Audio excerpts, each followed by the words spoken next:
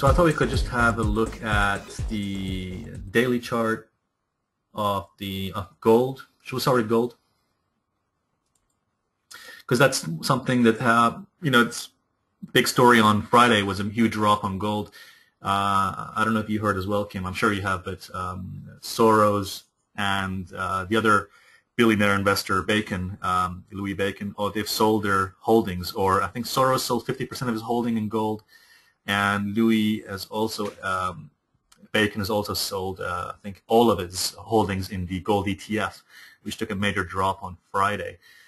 So I just wanted to get your perspective on the outlook for gold in the short term or long term, and that would be great to get your view on that.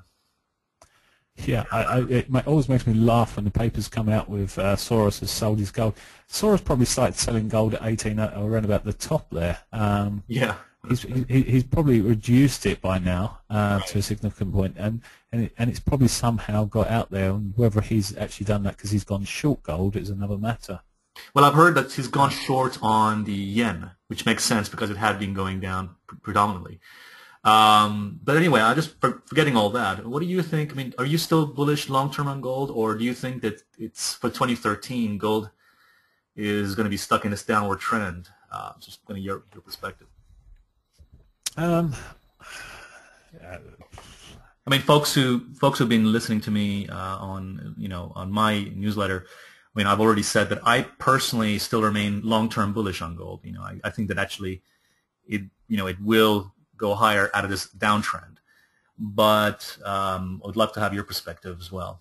I know we did a webinar one time together, and I think you mentioned that by no means is gold overbought. Do you still hold on to that? Yeah, I mean, it's probably from a daily perspective. You can see there's some signals that you've got the RSI on here, for example, and it's showing it pretty much oversold. I was just looking. I've got a regression line trend channel here, which I find quite useful. Actually, it's probably not up to date. It's probably on the previous lows there, but actually from those previous lows, it's suggesting it's quite funny. Actually, it's come down to this level now. It's broken those lows, and it's come down to the bottom of the trend line now. I'm going to move that now, and it's going to obviously run back there.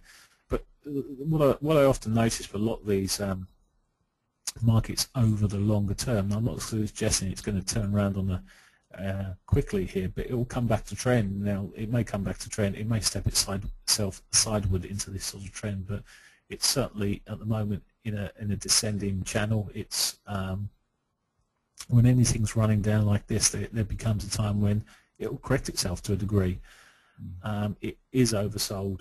It still, to me, looks bearish. I would not try and buy it at the moment. What it's going to do for the rest of the year, I don't know. It's got some reasonable support coming down around about this 1530 area. We've broken through this sort of pocket here that we had of the highs here.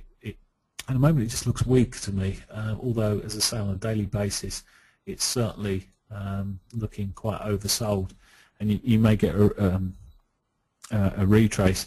I wouldn't want to be trying to buy it. Yeah. I mean, well, if you're a long-term investor in gold, though, would you think that buying gold? I'm a long-term investor because I want some gold to have just in case if things went wrong. Yeah. I'm not. I mean, I've got gold coins that I bought when there was $280 an ounce. So my investment is very old. I can afford to sit on them, and I'm not going to be. I'm losing opportunity. There's an opportunity loss here.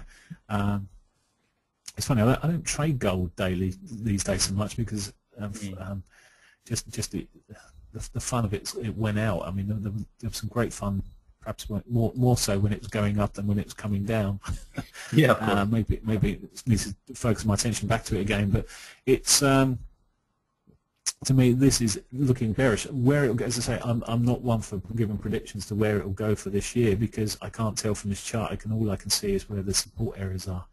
I wouldn't try to get into positions on it at the moment personally. And as if someone was, as you said before, if you want to invest in gold for long term. In bullion, I'm talking about now, in case things went wrong. So presumably you would agree that getting cheaper prices on gold is actually a good thing, because then you can actually buy more of Yeah, them. yeah, but I mean, it could get cheaper yet, couldn't it? Yeah, of course. Yeah. As I said earlier on with the presentation there, I would rather get a reversal in and not necessarily Yeah. be the one that bought it the cheapest. I mean, Yeah. I didn't buy it the cheapest at $280 the ounce. It had already gone down to 250, but it Yeah. was already having a bounce. But it was, to me, there it was so cheap and had been so cheap for a long time. Yes. Here we've been up at some pretty high prices. Yeah, it's become a little bit unfashionable, and that's the problem when you get this sort of news going on, and it sort of stirs things Yeah. up a little bit. Um, Yeah, I mean, I actually hopefully think that there will come a time. I mean, I think part of the reason is people are still so bullish on gold. The sentiment is still pretty much extreme to the bulls, and I think, as acting as a contrarian, I think there will come a time when gold will become so hated that it'll become an opportunity for us to buy it again. I mean, I don't know how you think about that, but I'm looking at euro. Beg your pardon. Let's get gold up there. I thought it looked a bit. There we go. Yeah, so it's the same principle that you've got the sell orders sitting above there. In fact, there's sell orders below us probably more significant than the buy orders. So that yeah. to me just means it could slip down even further.